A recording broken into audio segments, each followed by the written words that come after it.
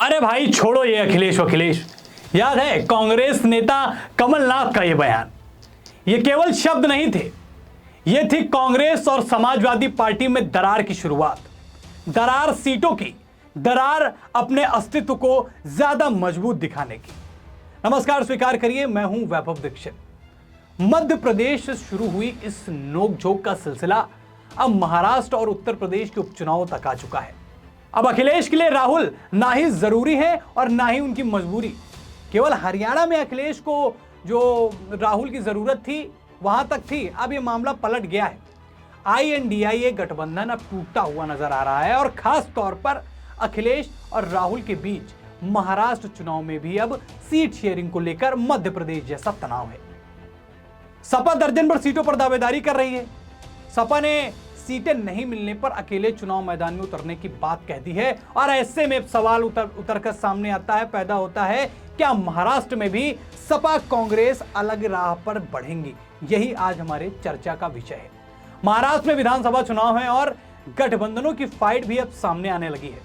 हरियाणा में कांग्रेस की हार के बाद आईना दिखाने वाली शिवसेना ने सीट शेयरिंग पर राहुल गांधी से बातचीत करी है और वहीं समाजवादी पार्टी के जो महाराष्ट्र के प्रदेश अध्यक्ष हैं अबू आजमी, उन्होंने MVA की बैठक में नहीं बुलाए जाने को लेकर नाराजगी भी जाहिर कर दी है। और ये नाराजगी नहीं है, ये तकरार है, ये गठबंधन टूटने की निशानियां हैं। देखिए, सपा प्रमुख अखिलेश यादव जो है वो खुद प्रचार के मैदान में उतर चुके हैं। गठबंधन में सीटों को लेकर जो जारी खींचतान के बीच अखिलेश की मालेगांव और धुले में रैलियां थी, उसने ये तय कर दिया है समाजवादी पार्टी भाई साहब अब बैठेगी नहीं महाराष्ट्र में, चाहे आप गठबंधन से चुनाव लड़ना चाहें, चाहे वो अकेले चुनाव लड़े। तो अब सपा के तेवर देख अब बात इसे लेकर भी हो रही है कि क्या महाराष्ट्र में भी मध्य प्रदेश वाली लड़ाई देखने को मिलेगी। लोकसभा चुनाव से कुछ ही महीने पहले मध्य प्रदेश में विधानसभा के चुनाव थे और इंडिया गठबंधन के घटक कांग्रेस और सपा के बीच अंतिम समय तक, आखिरी समय तक सीट शेयरिंग को लेकर बातचीत चलती रही। कांग्रेस की लोकल लीडरशिप सपा के वजूद पर सवाल उठाते हुए गठबंधन के खिलाफ थी, सेम हरियाणा की तरह, और सपा दर्जन भर सीटों की डिमांड कर रही थी। सपा नेताओं को उम्मीद थी कि उन्हें कांग्रेस से गठबंधन में 8 से 10 विधानसभा सीटें मध्य प्रदेश में मिल जाएंगी, लेकिन भाई साहब ऐसा हुआ नहीं। और बात करें 2018 की, तो कांग्रेस ने 2018 के MP चुनाव में पार्टी की जीती सीट भी नहीं छोड़ी और बाद में सपा ने डिसाइड कर लिया कि हम अकेले ही चुनाव लड़ेंगे और अपने उम्मीदवार उतार दिए। अखिलेश यादव खुद कैंप प्रचार की कमान संभाल लिए। सपा भले ही मध्य प्रदेश में खाता नहीं खोल पाए, लेकिन कई सीटों पर कांग्रेस को जो नुकसान दिया और जो उनका खेल खराब किया, वो समाजवादी पार्टी ने मध्य प्रदेश के अंदर किया और भारतीय जनता पार्टी एक बार फिर से वहां पर चुनाव जीत गई। अब महाराष्ट्र चुनाव में भी वैसी ही हालत बनती नजर आ रही है। सपा दर्जन भर सीटों पर दावेदारी कर रही है। सपा की डिमांड तो हरियाणा चुनाव में भी गठबंधन की थी, लेकिन वहां पार्टी बातचीत की टेबल से ग्राउंड तक पहुंच ही नहीं पाई। हरियाणा के झटके से सतर्क सपा MP मॉडल अपनाते हुए सीट बंटवारे पर बातचीत के साथ साथ चुनावी तैयारियों को भी रफ्तार देने की रणनीति पर काम कर रही है। संकेत साफ है कि पार्टी नहीं चाहती कि गठबंधन ना हो पाए, तो पार्टी हरियाणा की तरह चुनाव मैदान से बाहर रह जाए। मामला साफ है, अखिलेश यादव महाराष्ट्र में चुनाव लड़ेंगे, कांग्रेस साथ दे या ना दे। देखिए, सपा की सक्रियता कांग्रेस, शिवसेना और NCP के लिए, NCP वो शरद पवार वाली के लिए साफ संदेश है कि गठबंधन हो या ना हो, पार्टी चुनावी रणभूमि में उतरेगी। महाराष्ट्र के सपा अध्यक्ष अबू आजमी ने तो बाकायदा सीटों के नाम गिनाते हुए दो टूक कह दिया कि हमारी पूरी तैयारी है और गठबंधन में सीटें नहीं मिली तो हम अखिलेश यादव से चर्चा करके अकेले ही चुनाव मैदान में उतरने को भी तैयार हैं। उन्होंने ये भी कहा कि सपा अकेले चुनाव मैदान में उतरी और मुस्लिम वोट बटे तो इसके लिए MVA जिम्मेदार होगा।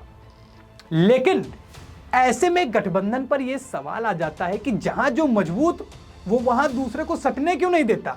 मतलब जहां जिस राज्य में आपकी मजबूती है वहां गठबंधन को आप किनारे लगा दे। जहां आपको लगता है कि हमारा अस्तित्व नहीं है, दूसरी पार्टी का अस्तित्व, गठबंधन कर लीजिए।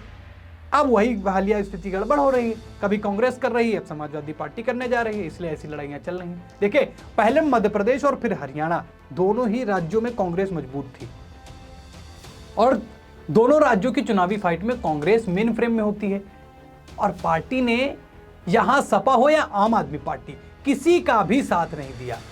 आम आदमी पार्टी ने पंजाब में कांग्रेस को साथ लेने से परहेज किया, साफ संकेत गठबंधन टूटने का। इंडिया ब्लॉक की एक और घटक तृणमूल कांग्रेस, जिसको टीएमसी भी कहते हैं, वो आम चुनाव में पश्चिम बंगाल की सीटों पर एकला चलो के फॉर्मूले पर ही बढ़ी। गठबंधन खराब हो गया। अब महाराष्ट्र में भी कांग्रेस, शिवसेना और एनसीपी को लेकर सपा की तल्खी भी इसी ट्रेंड के विस्तार का संकेत बताई जा रही है। अब ऐसे में सवाल है कि जो जहां मजबूत है वह वहां दूसरी पार्टी को सटने क्यों नहीं देती है, तो उसको 3 पॉइंट में समझा जा सकता है, और जिसका सबसे प्रमुख पॉइंट है सियासी जमीन। देखिए, राजनीति और सियासत में दोस्ती हो या दुश्मनी स्थायी नहीं होते। आज जो साथ है वो कल भी साथ रहेगा, इस बात की कोई गारंटी नहीं होती। और यह भी एक वजह है कि जो पार्टी जहां मजबूत होती है अपनी उंगली पकड़ाकर किसी दूसरे दल को एंट्री नहीं करने देना चाहती, और राजनीतिक दलों को भी यह भय लगा रहता है कि कहीं उसकी उंगली पकड़कर आई पार्टी उसकी ही सियासी जमीन को ना खिसका दे, उसके लिए ही चुनौती न बन जाए उस राज्य में। तो ये एक पहला पॉइंटर था। दूसरा पॉइंटर समझिए बड़ा मजबूत है, ये भी वोट बैंक। देखिए, एक चिंता जो है वो वोट बैंक की भी है। महाराष्ट्र के संदर्भ में देखें तो मुस्लिम सपा का कोर वोटर है, और मराठा वर्ग के साथ ही ओबीसी शरद पवार और कांग्रेस पार्टी के साथ रहा है। शिवसेना का भी अपना जनाधार रहा है। अब कांग्रेस और एमवीए की चिंता यह भी हो सकती है कि कुछ सीटें जीतकर विधानसभा में मौजूदगी दर्ज कराती आई सपा से गठबंधन की स्थिति में उनके कोर वोटर भी उसे वोट करेंगे। खतरा यह भी है कि कहीं वो वोटर आगे भी सपा के साथ ही न चले जाएं। यह दूसरा प्रमुख बिंदु था। तीसरा और सबसे अहम समझिए भविष्य की राजनीति। समाजवादी पार्टी और कांग्रेस सब अपने भविष्य की राजनीति पर ध्यान दे रहे हैं, और एक यही वजह है कि भविष्य की राजनीति भी एक वजह है। देखिए, महाराष्ट्र में सपा विधानसभा चुनाव में समाजवादी पार्टी कुछ सीटें जीतती जरूर है, लेकिन वो उतनी नहीं होती कि बार्गेन कर पाए कि भैया हमको भी अब कहीं जगह दे दो। सपा बीजेपी की अगुवाई वाले गठबंधन के साथ जा नहीं सकती, और एमवीए के अलावा दूसरा कोई विकल्प सूबे में है नहीं। ऐसे में एमवीए की रणनीति भविष्य की राजनीति को ध्यान में रखते हुए सपा को किनारे करने की हो सकती है। गठबंधन के साथ से सपा मजबूत हुई तो उसके बार्गेन पावर बढ़ जाएगी, जो भविष्य में एमवीए के घटक दलों के लिए मुश्किलें उत्पन्न कर सकता है। यह गठबंधन भाई साहब अब नाम का रह गया है। आपसी लड़ाई एक बार फिर कांग्रेस और सपा के लिए मुसीबत बन रही है, और यह कहना अतिशयोक्त नहीं होगा कि इन दोनों की लड़ाई हरियाणा में जैसे जो स्थिति कांग्रेस की हुई वो महाराष्ट्र में भी हो जाए। आपको क्या लगता है कि कितने और दिन या और कितने चुनाव ये गठबंधन टिकेगा? आप अपनी राय कमेंट सेक्शन में बताइए क्या वाकई ऐसा होने वाला है, और क्या कितने दिन और कितने चुनाव ये चलेगा। इस खबर में भाई साहब बस इतना ही। फिर मुलाकात करेंगे एक नई खबर के साथ, वैभव दीक्षित के साथ, अपना उत्तर प्रदेश चैनल पर। ये वीडियो अच्छी लगी है तो वीडियो को लाइक और शेयर करें। चैनल को अभी तक सब्सक्राइब नहीं किया है तो भाई साहब सब्सक्राइब करें। फिर मिलते हैं, धन्यवाद।